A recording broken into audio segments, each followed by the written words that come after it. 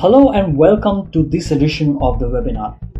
Our topic of today's discussion is: can a safety officer at workplace be legally held offender and arrested or punished for an occurrence of an accident or a mishap? The discussion for this topic will be conducted by Mr. L.B. Sinha, a senior bureaucrat at AskEHS. However, let's take a look at a short video that introduces this topic for us.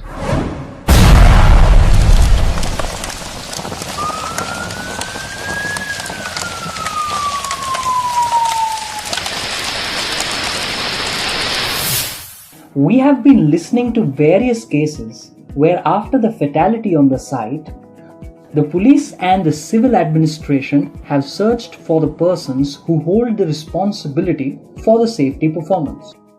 Sadly, the occurrence of mishap is considered a lapse by safety department.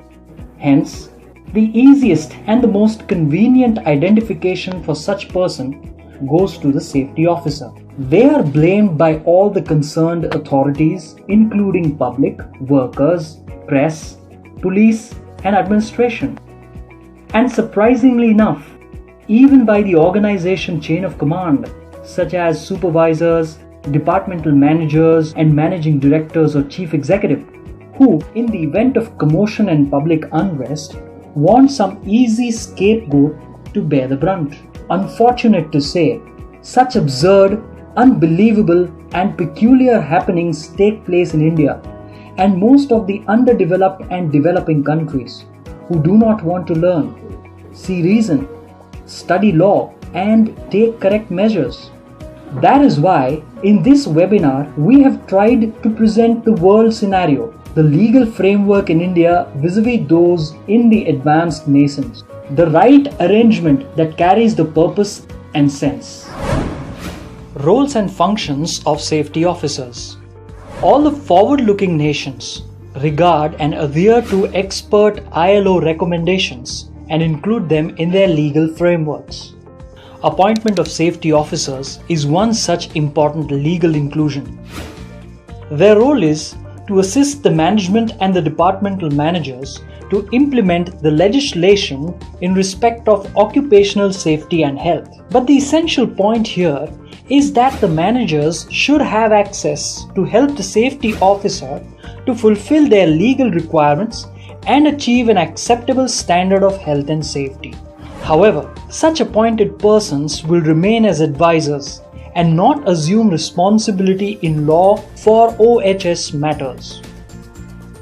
This responsibility will constantly remain with the line managers and cannot be delegated to anybody in advisory capacity.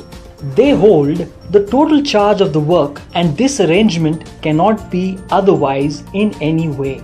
Above all, it is important that the safety officers are given due status to be able to advise management, employees, and their representatives with authority and independence.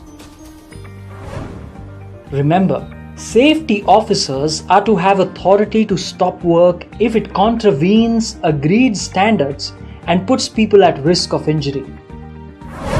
Let's now look at requirements as a safety officer. A safety officer works as a specialist who shall provide general advice on implementation of legislation, OHS management, risk assessment, control measures, and monitoring performance.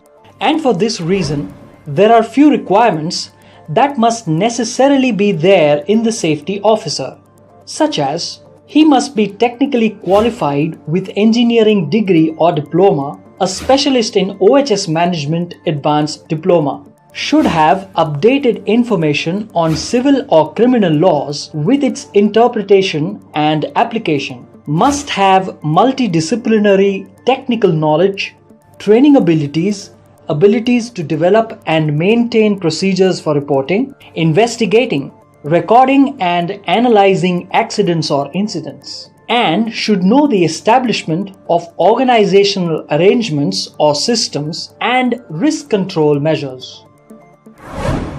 Who is responsible and accountable for health and safety performance? As per law, international norms and world's best practices, for the entire organization, the managing director or chief executive, for the department, the departmental head or manager, and for the work team, respective supervisor. It is clear from the law that a safety officer shall not incur any civil liability by reason of the fact only that he failed to do anything which he may do or is required to do in terms of the Act. Duties of a safety officer. As per Indian Factories Act 1948 and associated state factory rules, Section 40B and subsequent state factory rules, for example, the Odisha Factory Rules 1950 Rule 61. The duties of a safety officer shall be to advise and assist the factory management in the fulfillment of its obligations, statutory or otherwise, concerning prevention of personal injuries and maintaining a safe working environment. The other duties that shall be included are: advise the concerned departments in planning and organizing measures necessary for the effective control of personal injuries, recommend on safety aspects in all job studies, and to carry out detailed job safety studies of selected jobs, check and evaluate the effectiveness of the action taken or proposed to be taken to prevent personal injuries, advise the purchasing and stores departments in ensuring high quality and availability of personal protective equipment, provide advice on matters related to carrying out plant safety inspections. He should carry out plant safety inspections in order to observe the physical conditions of work, the work practices, and the procedure followed by the workers, and render advice on measures to be adopted for removing the unsafe physical conditions and preventing unsafe actions by workers. Give advice on matters related to reporting and investigation of industrial accidents and diseases. Investigate selected accidents and cases of dangerous occurrences and industrial diseases contracted reportable under Rules 97 and 98. Advise on the maintenance of such records as necessary relating to accidents, dangerous occurrences, and industrial diseases. Promote setting up safety committees and act as advisor and catalyst to such committees.